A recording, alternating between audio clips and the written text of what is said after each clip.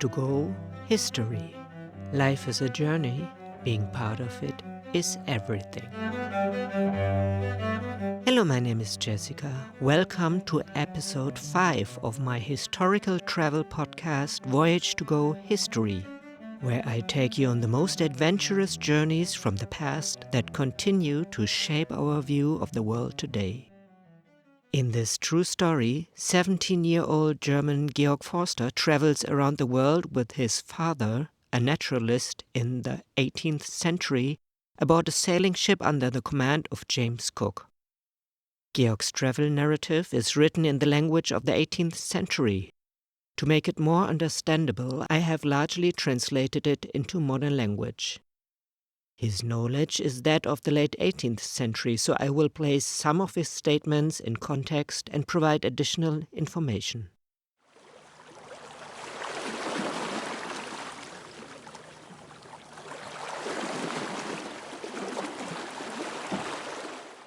What happened in the last episode? In the most recent episode, we followed the crew as they navigated challenging conditions in the South Atlantic. Despite the monotony of life at sea, small events, like the fate of a stowaway swallow, brought moments of interest and reflection. The swallow, seeking refuge on the ship, highlighted how land birds can find themselves far from shore, misinterpreted as signs of nearby land by superstitious sailors. The crew observed various marine life, including dorados, bonitos, and a mysterious fish dubbed the sea devil, which seemed to be a species of ray. Such discoveries underscored the unknown wonders still present even in well-charted waters. Meanwhile, the changing winds and currents tested their navigation skills, taking them through regions of unseasonable weather and unexpected conditions. Crossing the equator, the sailors celebrated the traditional equator baptism, a lively rite of passage for those experiencing this milestone for the first time. This ceremony, blending humor and camaraderie, offered a refreshing distraction from the rigors of their journey. In terms of health, the captain implemented measures like distributing sauerkraut to combat scurvy. The crew's reliance on this vitamin C-rich staple demonstrated the innovative approaches to preserving health on long voyages. With their spirits bolstered by occasional bird hunts and natural observations, Georg Forster and his father embraced the journey's challenges with a scientist's curiosity. Though the voyage's monotony weighed on many, the promise of further discoveries kept them motivated as they ventured deeper into the Atlantic's unknown expanse.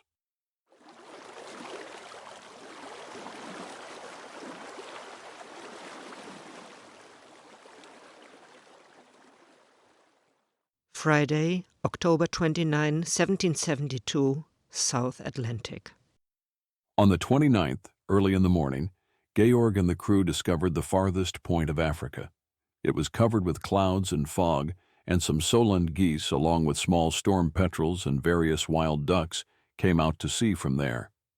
The increasing fog soon took away their view of the land, until, around 3 p.m., the air cleared, and they saw the coast again. Although not completely cloud-free, it was much clearer than before. Since the wind was very fresh and the adventure was far behind, they decided not to risk entering Table Bay that night. As evening fell, they took down the sails because the weather was getting very dark and hard rain alternated with gusty winds. As night fell, the sea around them presented a magnificent sight. As far as they could see, the entire ocean seemed to be on fire. Every breaking wave was illuminated at its crest by a bright glow, resembling phosphorus light, and the waves striking the sides of the ship created a fiery line. Next, they could distinguish large glowing bodies in the water, moving quickly or slowly, sometimes in the same direction as the ship, sometimes away from them. Occasionally, they clearly saw that these masses were fish and that the smaller ones avoided the larger ones. To examine this marvelous phenomenon more closely, Georg had a sample of the glowing seawater brought up to the deck.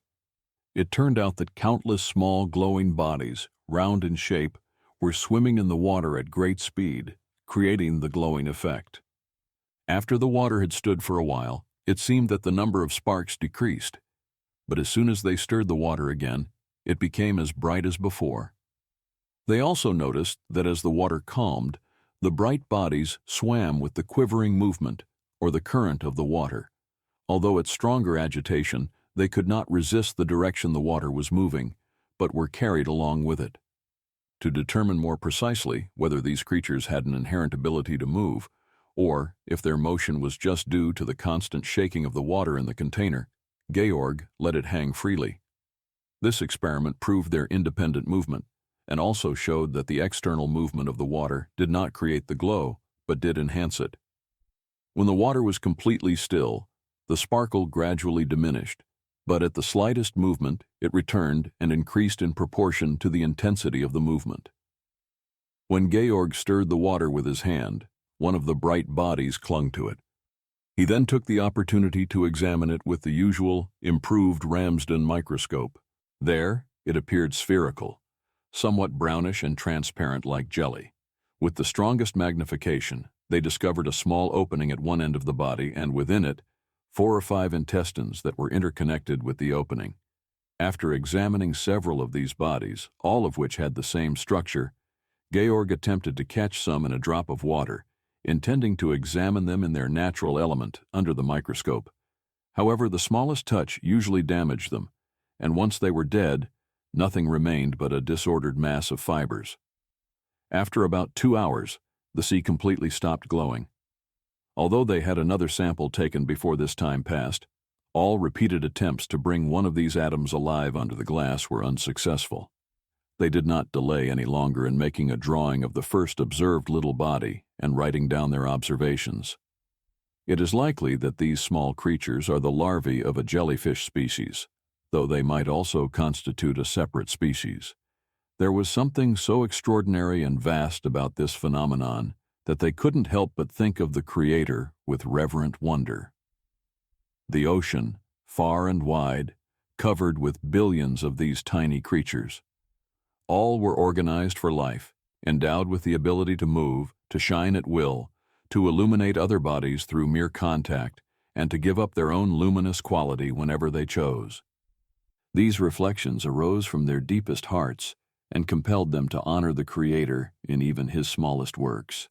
This feeling, Georg thought, might resonate with all readers.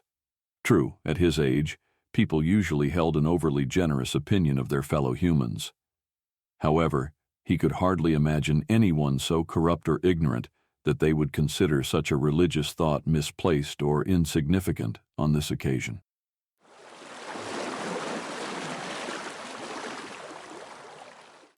Friday, October 30, 1772, Table Bay, South Africa. After a very rainy night, they finally entered Table Bay at dawn. The mountains in its background were now free of clouds, and their steep, rocky, and barren appearance amazed them. As they sailed deeper into the bay, they spotted the town at the foot of the dark Table Mountain and soon anchored. After saluting the fort and receiving visits from various officials of the Dutch East India Company, who came aboard their ship, Georg and the others went ashore. They were accompanied by their 2 captains, Cook and Furneaux, and carried a joyful expectation. In this distant part of the world, on the opposite side of the globe, they hoped to discover much that was new for the sciences. As soon as they stepped out of their boats, they paid their respects to the governor, Baron Joachim von Plettenberg. He was a man of knowledge and great expertise, whose politeness and conversational skills immediately gave them a favorable impression. Afterward, they visited the other council members, and then the current commander in False Bay, Mr. Brand. His house, located nearby, was where the captains of English ships usually stayed, and they also planned to take their quarters there. Almost all the local employees of the company's government, except for the council members, rented rooms to officers and travelers from English, French, Danish, and Swedish ships that stopped there on their way to or from India. The striking difference between this colony and the Portuguese island of São Tiago was noticeable and pleasing to them. On São Tiago, they had seen a land situated between the tropics, under a favorable climate, with potential for improvement, but entirely neglected due to its idle and oppressed inhabitants. Here, by contrast, they found a well-maintained town in the middle of a desert, surrounded by broken masses of black, fearsome mountains. In short, they saw industriousness and hard work, crowned with success, everywhere. The outward appearance of the place from the seaside was less picturesque than Funchal. The company's warehouses stood close to the water, while private residences were located behind them on a gentle slope. The fort overlooking the harbor was situated on the eastern side of the town. It didn't seem particularly strong, though additional batteries had been placed on both sides. The streets were wide and orderly, with the main ones lined with oak trees. Some streets even had canals running through their centers. However, due to a lack of sufficient flowing water to keep them replenished, some parts of the canals were often dry, despite the many sluices installed. These dry sections emitted an unpleasant odor. The Dutch national character was evident here. Their cities were consistently equipped with canals, even though reason and experience clearly showed that the fumes from these canals could be highly detrimental to the inhabitants, especially in places like Batavia. The houses were built of bricks and mostly coated with lime on the outside. The rooms were generally high, spacious, and airy, as required by the hot climate. There was only one church in the entire town, and it was not only poorly constructed, but also seemed too small for the community. The spirit of tolerance, which had brought the Dutch so much benefit in Europe, was absent in their colonies. Only very recently had they allowed Lutherans to build churches here and in Batavia. Even now, the Lutherans at the Cape did not have their own preacher. They had to rely on the ship chaplains of the Danish or Swedish East India fleets, who preached and distributed communion once or twice a year for a good fee. The enslaved people were in an even worse situation. Neither the government as a whole, nor individual owners, cared in the slightest about what they considered the insignificant matter of their slaves' religion. As a result, most of them appeared to have no religion at all. A few followed Islam and gathered weekly in the house of a free Muslim to read and sing prayers and chapters from the Quran. This was the entirety of their external religious practice, as they had no priest to guide them. They did not intend to place the blame solely on the Dutch, as it was well known that enslaved people in English and French colonies were just as neglected in this regard. They only wished to awaken a sense of compassion among colonists of all nations for these unfortunate individuals. Those who themselves enjoyed the priceless blessing of freedom, or at least aspired to it, should be reminded to act humanely and kindly toward the wretched souls they denied that same blessing, often without a shred of pity. The company employed several hundred enslaved individuals here for its services, all housed together in a spacious building where they were also forced to work. Another large structure served as a hospital for sailors from the company's ships, which often docked here during voyages between Europe and India. These ships typically carried an enormous number of sick crew members on board. A typical East India vessel transported between 600 and 800 recruits to Batavia. During the long voyage through tropical regions, where they were crammed together in tight quarters, rationed with very little water, and fed only salted provisions, it was no surprise that so many succumbed. It was common for a Dutch ship to lose 80 or even 100 men by the time it arrived here, with an additional 200 to 300 dangerously ill patients sent to the hospital upon docking. The low cost and ease with which Dutch recruiters or zilverkopers, soul sellers, conducted their dehumanizing trade for the East India Company made them indifferent to the survival of these poor individuals. It was not uncommon in Dutch colonies, including here, to meet soldiers in the company's service who openly admitted that they had been kidnapped in Holland.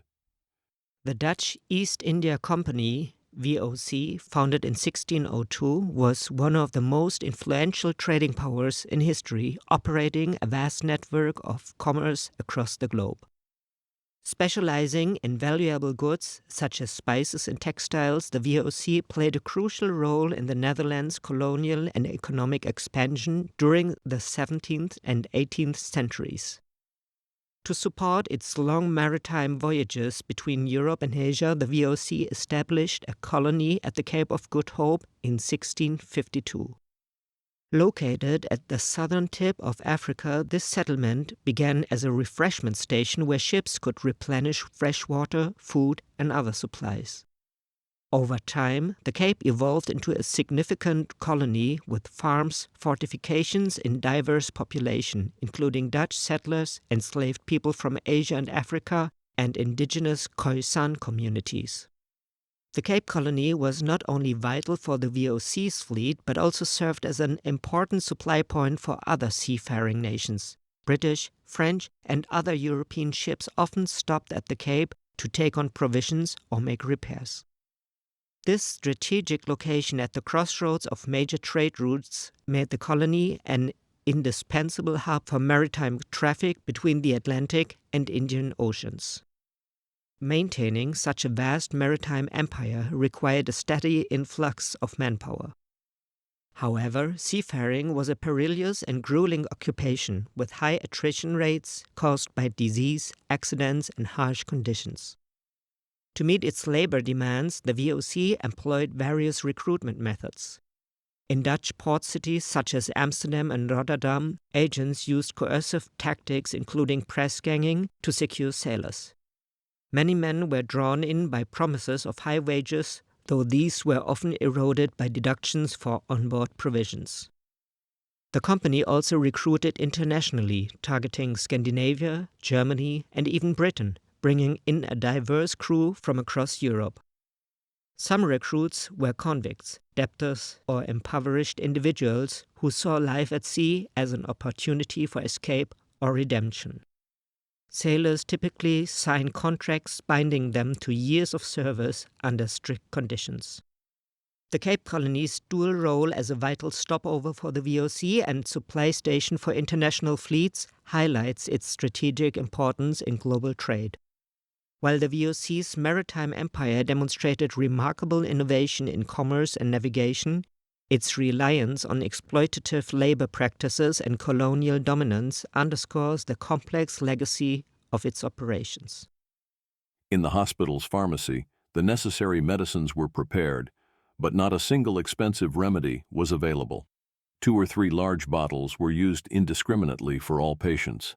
This made it clear that the fresh country air and the availability of fresh produce contributed more to the recovery of the sick than the skill of the doctors.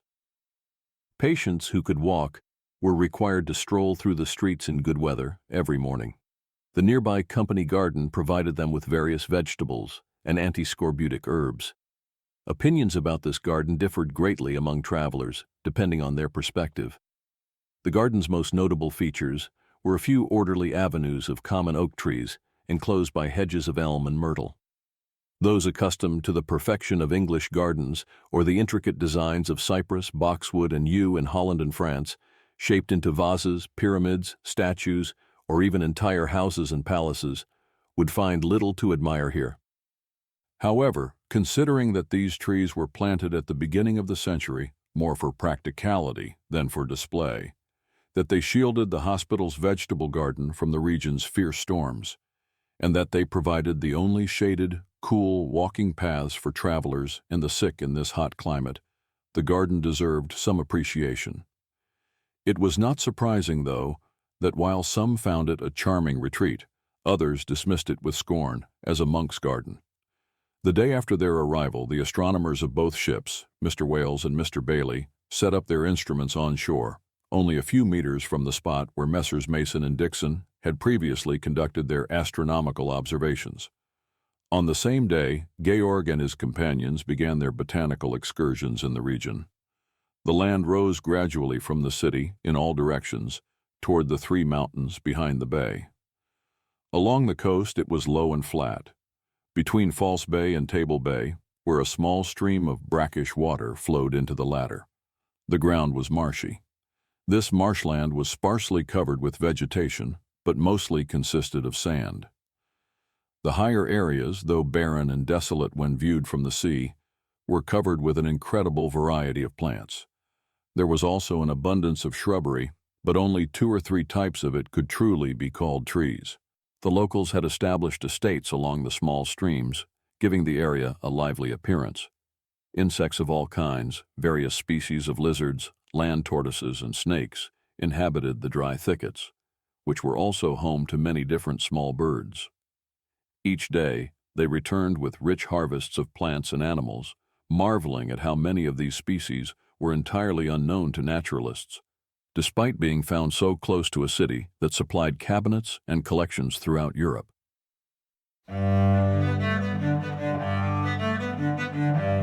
This concludes part 5 of Georg Forster's journey around the world aboard the HMS Resolution under the command of James Cook. I have linked a map of the locations of this episode in the show notes. For those who would like to see the locations of the journey around the world on the present day, I recommend my YouTube channel, Voyage2Go. There, I visit the places from Georg Forster's travel narrative and try to uncover traces and connections between today and the past. So that was episode 5 of our journey around the world with Georg Forster, Captain Cook and the Resolution, on which we will continue our travels together in the coming weeks. I hope we can travel a little further together, because life is a journey. Being part of it is everything.